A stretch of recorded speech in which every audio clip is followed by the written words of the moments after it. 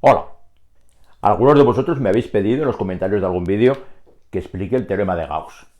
Y hoy lo voy a explicar, pero lo voy a explicar de una forma un poquito especial. Y es que en vez de ir directamente a explicar el teorema de Gauss, primero quiero que aprendamos a ver cómo se aplicaría el teorema de Gauss a un caso muy concreto, que es el que tenéis aquí más o menos pintado ya en la pizarra. Y después de que veáis lo fácil que es aplicar el teorema de Gauss, será entonces cuando entraré un poquito en algunos detalles exactamente de qué es lo que estamos haciendo o qué elementos participan en ese teorema de Gauss. Y lo voy a hacer así porque yo entiendo que la primera sensación que uno tiene cuando le hablan del teorema de Gauss es miedo, es una sensación de inseguridad porque todo lo que vemos ahí en ese teorema resulta extraño, ¿no? A ver, teorema de Gauss.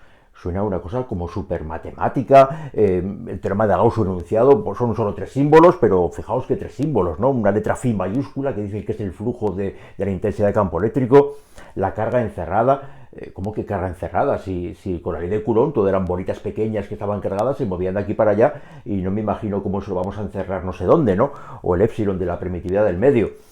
Bueno, pues sí, todo resulta extraño, todo resulta raro, pero lo que quiero dejar muy claro ya desde el primer momento es que nos habituemos a que el hecho de que algo sea raro no significa necesariamente que vaya a ser complicado.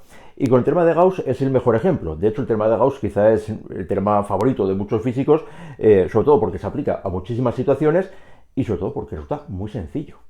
Pero en fin, no os quiero convencer, lo que quiero es que lo veamos. Así que vamos a empezar con esa aplicación. Vamos a ver primero cómo se aplica a un ejemplo, y el ejemplo es este que tenemos aquí pintado, que sí, el dibujo ya veis que también es extraño. ¿Qué es lo que tenemos? Bueno, pues lo que tenemos es una lámina plana, infinita, cargada. Daos cuenta de la cantidad de palabras que estamos diciendo juntas, ¿no? Bueno, una lámina es fácil de imaginar, que sea infinita ya resulta complicado. Bueno, pues el infinito no lo sabemos dibujar todavía, pero lo que hacemos es dibujar una lámina que se supone que es muy grande. Y está cargada eléctricamente, y lo que nos preguntan es cuánto vale la intensidad de campo eléctrico en un punto que esté más o menos ahí por encima o bien por debajo de esa lámina. ¿Cuánto vale esa intensidad de campo eléctrico que habría en ese punto? Y claro, ¿por qué habrá intensidad de campo eléctrico? Pues porque la lámina, como decimos, está cargada. ¿Qué ocurre? Que como la lámina es infinita, en principio tendría que tener una carga infinita. Bueno, pues para poder cuantificar cómo de cargada, más o menos cargada está esa lámina, la magnitud que se emplea es la densidad de carga eléctrica, densidad superficial. Y es esta letra sigma que tenemos aquí. Y esa letra sigma pues me dice cuántos coulombios por metro cuadrado hay ahí acumulados, ¿no? De manera que esta sigma es la carga partido por la superficie. Ese es el dato que me tienen que dar. Si esta lámina estuviera muy cargada, tuviera una sigma muy elevada, pues generaría mucho campo eléctrico a su alrededor. Y si tiene pocos coulombios por metro cuadrado, tiene una sigma pequeña, tendría menos coulombios, ¿vale? Así que este es el dato. El dato es la densidad superficial de carga que tiene esa lámina. Y bueno, pues como está cargada, ya podemos hacer lo primero, y es pensar cómo será la intensidad de campo eléctrico alrededor de la lámina. Esto es fácil. ¿Por qué? Pues porque la intensidad de campo eléctrico, sabéis que es la fuerza que actúa sobre un coulombio positivo. De manera que si ponemos por aquí coulombios positivos, pues esos coulombios positivos irán hacia arriba, experimentarán fuerzas hacia arriba, y si los tenemos por aquí abajo, experimentarán fuerzas para abajo. Así que el campo eléctrico que rodea esta lámina cargada, pues serían unas líneas, yo me las imagino más o menos así.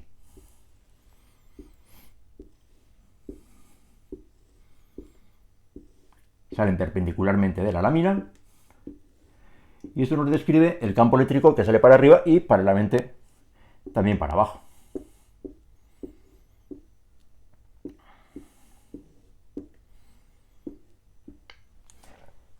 Y lo que nos preguntan es, a una cierta distancia, por ejemplo en ese punto que tenemos aquí, en este punto, ¿cuánto vale la intensidad de campo eléctrico? Sé que será un vector así,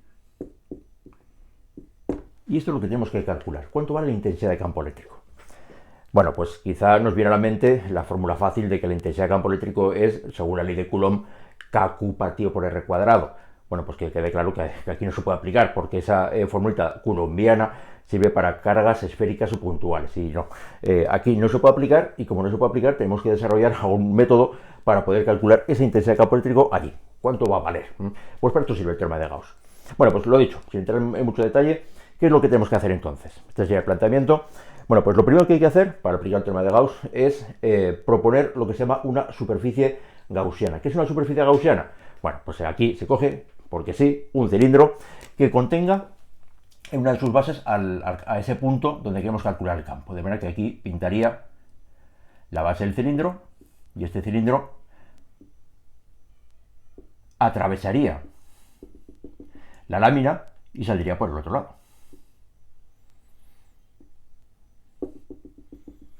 Este cilindro sería la superficie gaussiana que yo tengo que considerar aquí. Ya sé que os suena extraño, pero se hace así. Y una vez que tenemos dibujado esa superficie gaussiana, pues es entonces ya cuando puedo empezar a plantearme cómo aplicar el teorema. Y el teorema me dice que tengo que calcular el flujo del campo eléctrico a través de esta superficie. Es una superficie cerrada, como si fuera una lata de Coca-Cola que atraviesa la lámina, y tengo que calcular cuánto flujo de campo eléctrico atraviesa esa superficie gaussiana, esa superficie verde que he pintado allí.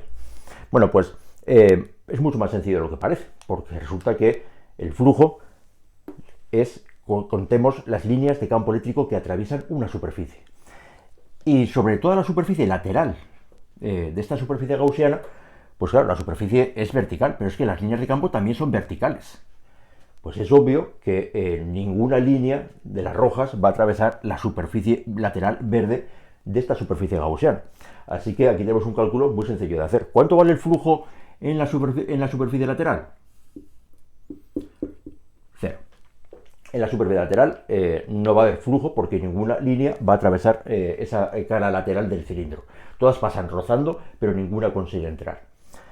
Y donde sí que vemos, obviamente, que hay un flujo es en esta base y en esta otra base que tenemos aquí. Aquí sí que hay un atravesamiento de líneas de campo sobre esa superficie plana de las dos bases de ese cilindro. Y en ese caso, pues hay que saber calcular el flujo. Bueno, pues os digo que en estos casos el flujo se calcula multiplicando la intensidad de campo eléctrico por la superficie. Así se calcula el flujo. Luego entraremos, como os digo, en más detalles. La intensidad de campo eléctrico no la sabemos, es lo que queremos calcular, y la superficie S, pues es la superficie que tenga esa tapa o esa base del cilindro. ¿Cuánto? S. ¿Qué es lo que ocurre? Pues claro, hay flujo por aquí, pero habrá un flujo idéntico por esta otra base que tenemos aquí. Así que el flujo total será 2 veces esta cantidad. Este es el flujo a través de toda la superficie. Y es de toda la superficie porque, insisto, por las caras laterales no hay flujo, ¿vale? Pues ya hemos hecho lo más difícil. Y ahora pues vamos a seguir con nuestro teorema de Gauss. Esto tiene que ser igual a la carga encerrada. Pues ahora sí que tiene un sentido hablar de carga encerrada, porque la carga encerrada será la carga que esté encerrada dentro de la superficie gaussiana. Esta carga que está por aquí fuera no está encerrada dentro, pero esta otra que está aquí dentro sí. Esta es la carga que está encerrada dentro de la superficie gaussiana. ¿Y cómo podemos cuantificar eso? Pues es aquí donde viene el truquito de la sigma. La sigma me dice los coulombios por metro cuadrado. De manera que si yo lo que quiero es calcular cuánto vale la carga eléctrica, pues la carga eléctrica será igual a la densidad por la superficie S. Lógicamente, cuanto mayor sea la superficie que coja esta lata de Coca-Cola, esta superficie, pues más carga va a haber dentro, ¿vale? Bueno, pues aquí directamente ponemos que esto es sigma por la superficie. Y dividimos por la permitividad del medio. Ya sabéis que es una constante que depende del medio en el que nos encontramos, y si ponemos el subíndice 0 se sobreentiende que es el vacío, que es lo típico. Pero es que ya estamos terminando de aplicar el teorema de Gauss, porque resulta que esa superficie S que la hemos elegido nosotros, nadie nos ha dicho cómo de grande tiene que ser esta lata de Coca-Cola, esta superficie gaussiana, pues resulta que se cancela.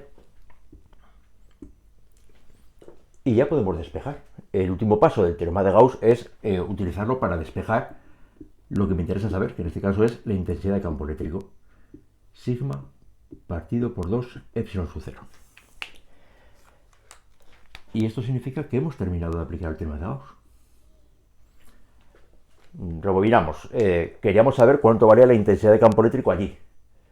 Y para eso lo que he hecho ha sido calcular el flujo dependiendo de esa intensidad de campo. ¿Qué ha ocurrido? Que como he cogido una superficie gaussiana bien elegida, pues solamente había flujo en la tapa de arriba y en la tapa de abajo. Y de esa manera he podido calcular el flujo de la intensidad de campo en las dos bases de esa superficie gaussiana. Y luego a la carga encerrada la he podido calcular con el truquito de la sigma, de la densidad superficial, y ya tengo una igualdad de la que puedo despejar la intensidad de campo eléctrico. Sigma partido por 2 epsilon. Pues ya está resuelto el ejercicio. Y ya está. Detalles que podemos decir de esta solución. Bueno, pues aquí hay una cuestión muy bonita, diría yo, y es que la intensidad de campo eléctrico, si os dais cuenta, no depende de la distancia, no depende de lo lejos que estemos de la lámina.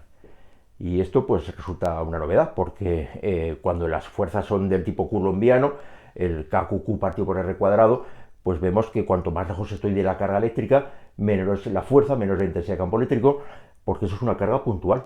Cuando las cargas son puntuales sí que sucede eso, que cuanto más lejos estoy, la intensidad de campo eléctrico es menor. Pero cuando en las superficies infinitas cargadas, pues va a ocurrir que la intensidad de campo eléctrico no depende de lo lejos que estemos, ¿vale? Esto es una novedad. Y como decía, pues ya hemos terminado. ¿Qué ocurre? Que esto es un ejemplo. Y claro, pues esto nos lleva a la siguiente cuestión. Ya sabemos cómo se aplica, el procedimiento ya veis cuál es. ¿Y cuándo se aplica el teorema de Gauss? Aquí vemos un caso en el que se puede aplicar, que es el caso de la superficie infinita, pero también se puede aplicar a los casos que ya han salido algunas veces. ¿Qué ocurre cuando lo que tenemos es una esfera cargada? Me la puedo imaginar pequeña, como si fuera un protón, una partícula cargada positiva, pero puede ser también una esfera de cierto tamaño, y preguntarnos cuánto vale la intensidad de campo en este punto. Bueno, pues cuando se trata de calcular la intensidad de campo sobre esta esfera, en las proximidades de esta esfera, hay que elegir también una superficie gaussiana, y os la digo pues para que veáis que es fácil de imaginar. Pues sí, aquí la superficie gaussiana no es un cilindro, sino que es una superficie esférica. En este caso, con esta superficie gaussiana, el ejercicio se resolvería. Este es un caso típico, este es un caso típico, y el tercer caso típico, que os lo voy a poner también, porque hay más que tres, es qué pasa cuando lo que tenemos es un hilo rectilíneo cargado. Se supone que es un hilo pues también infinitamente largo, y en este caso hemos puesto también unas cargas positivas por dentro. Bueno, pues en este caso también me puedo plantear cuánto vale la intensidad de campo eléctrico, por ejemplo, aquí. Y esa intensidad de campo eléctrico pues se calculará también con una superficie gaussiana, y en este caso pues es también un cilindro, dibujado de esta manera. Estos casos los podemos resolver en un próximo vídeo, pero lo que quiero que veáis es que la variedad de ejercicios pues sí es grande, pero todos se reducen a tres casos. Cuando es una esfera, la superficie gaussiana es una esfera concéntrica con ella. Cuando tengamos un hilo rectilíneo cargado, la superficie gaussiana es un cilindro coaxial con el hilo cargado, y cuando lo que tengamos sea una superficie infinita, también es un cilindro, pero en este caso un cilindro que atraviese la superficie. Y no hay más. Y el que no haya más significa que ese misterio de la superficie gaussiana se reduce a que pues uno más o menos se acuerda o intuye cuál es la superficie para este caso, para este y para este, porque no va, insisto, no va a haber más casos. Y esto pues simplifica mucho ese temor inicial que haya. ¿Sabré elegir la superficie gaussiana? Seguro que sí, porque solamente hay estos tres casos y difícil será que liemos uno con otro. Y además, como os decía, se puede aplicar a muchos casos porque además de estas láminas y estos hilos cargados, se aplica de forma muy similar, prácticamente idéntica, cuando lo que tenemos son fuerzas gravitatorias. Para la intensidad de campo gravitatorio generado por una lámina con una masa infinita en su superficie, o para un hilo con cierta masa también rectilíneo, o para una esfera de cierta masa, lo que sería un planeta, también se aplica el teorema de Gauss. Se aplica el teorema de Gauss, solo que en vez de hablar de la carga eléctrica encerrada, en este caso se habla de la masa encerrada, pero se aplica de forma muy similar. Y ya lo último que me queda es, bueno, pues entrar un poco al detalle. ¿Qué es eso? ¿Qué estamos haciendo aquí? Pues básicamente la dificultad de un teorema de Gauss está en saber hacer este cálculo de la phi, del flujo. Bueno, pues aquí lo he contado de una forma muy resumida porque, insisto, no hace falta más, pero sí que conviene que sepamos qué estamos calculando allí, ¿no? Bueno, pues el flujo, ya hemos dicho que lo que nos dice es, lo que hace es cuantificarnos cuántas líneas de campo eléctrico atraviesan una cierta superficie. Bueno, pues el cálculo bien hecho, la fórmula correcta del flujo, para muchos casos es esta.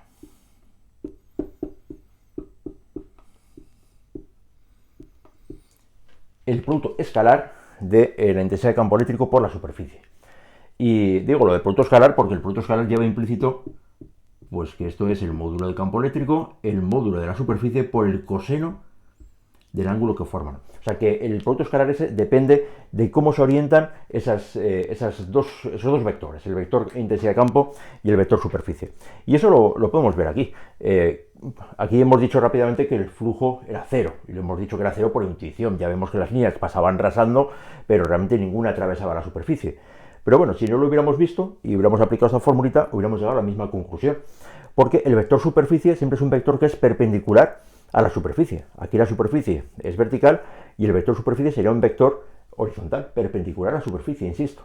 Y el vector intensidad de campo eléctrico es un vector que hemos dicho que va para arriba. O sea que en la superficie lateral tendríamos que hacer un producto escalar de dos vectores, uno horizontal y otro vertical, que obviamente forman 90 grados, y el coseno de 90 es cero. O sea que este flujo cero, lo veíamos que era cero, pero aplicando la fórmula bien aplicada nos habría salido, por supuesto, cero también. Y aquí, sin embargo, pues sucede lo contrario, y es que tengo aquí el vector superficie es un vector perpendicular a la superficie, en este caso el vector superficie va para arriba, y el vector campo eléctrico también va para arriba. De manera que en ese caso, para esa base, tendríamos que el ángulo que forman sería 0 grados y el coseno de 0 es 1. Y si el coseno de 0 es 1, pues me queda que el flujo es la intensidad de campo por la superficie. Y por eso lo hemos hecho aquí así de rápido, ¿vale? Bueno, pues esta es una parte de la historia, porque un cierto misterio que quizá sobrevuela por aquí es que en muchos libros de texto el teorema de Gauss está escrito de una forma pues un poquito más imponente. Lo que ponen es básicamente esto.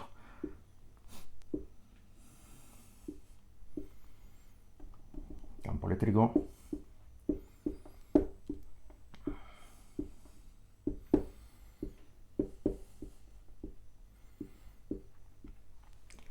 Lo que nos ponen en muchos libros es esta integral, y esa es la primera sospecha que tenemos cuando vamos a aplicar el teorema de Gauss, y es que me va a tocar integrar. Pues sí, aunque no os deis cuenta, acabáis de hacer una integral. Y el símbolo que se pone es este, porque es una integral de superficie y es una superficie cerrada. Este es el símbolo que se pone para indicar eso. ¿Y por qué se hace mediante una integral? Pues porque resulta que en muchos casos el vector superficie, pues claro, el vector superficie no está bien definido cuando lo que tenemos es una superficie que no es plana, sino que es curva. Entonces allí hay que calcular el flujo en cada pequeño trozo y hacer este cálculo en la superficie gaussiana utilizando la integral. Pero esto, ya digo, sirve un poco para asustar, pero en la práctica lo normal es que nunca os haga falta, porque siempre os vais a encontrar con situaciones en las que la intensidad de campo eléctrico es constante, y es lo que ocurre aquí. En esta superficie el campo eléctrico no variaba, y como era constante, lo hemos podido sacar fuera de la integral. Y por eso, aunque en muchos libros aparece este símbolo, pues que es muy bonito y es muy correcto, pues realmente no describe la realidad de cómo se aplica, porque ya digo, no se hace integrando, se hace eligiendo muy bien una superficie gaussiana, precisamente para que no tengamos que integrar, ¿de acuerdo? Bueno, pues yo creo que no me debo extender más, porque ya digo que me gustará trabajar algunos otros casos del teorema de Gauss pues de una forma un poquito más concreta, pero sí que quiero insistir aquí en los dos puntos fundamentales que hemos visto en este vídeo. Y el segundo punto, por cierto, es más importante que el primero. Lo primero, pues que hemos aprendido a aplicar el teorema de Gauss a un caso muy típico, el caso de la lámina cargada infinita. Y el segundo punto, y más importante, hemos aprendido que un concepto nuevo, por muy extraño que sea, no tiene por qué ser difícil. Y en general, bueno, pues sí que es cierto que nos obliga esa novedad a tener que ser valientes y arriesgados y hacer las cosas a veces sin controlar muy bien lo que estamos haciendo o sin dominarlas del todo. Pero bueno, yo creo que hay situaciones en la vida en las que sí que hay que ser prudentes, ¿no? Cuando nos plantean situaciones sanitarias o prudencia a la hora de conducir un vehículo, ahí sí que hay que ser muy precavidos. Pero cuando tenéis un bolígrafo y un papel en la mano, o una pizarra y un rotulador, ahí no es el momento de ser cobarde, es el momento de ser valiente. Y bueno, pues que sí, que el teorema de Gauss todavía no se ha comido a nadie, y yo creo que lo que tenéis que hacer es lanzaros a aplicarlo, y bueno, pues si algo va mal, pues uno borra un poco y vuelve a empezar, ¿de acuerdo? Venga, nos vemos en el próximo vídeo.